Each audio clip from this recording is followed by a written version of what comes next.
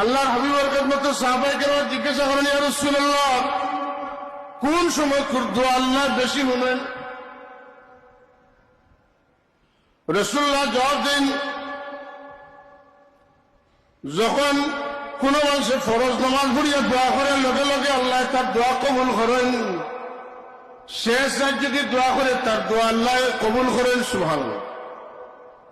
তো বোঝা গেল দোয়া কবুলের কিছু নির্দিষ্ট সময় আছে, আছে না?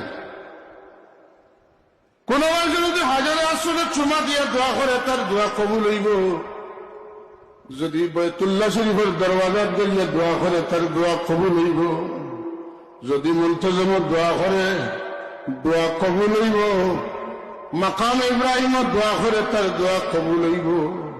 রুকনে আমানির দরিয়া দোয়া করে তার দোয়া কবুল হইব। হাকিমের বিকে দোয়া করে দোয়া কবুল হইব।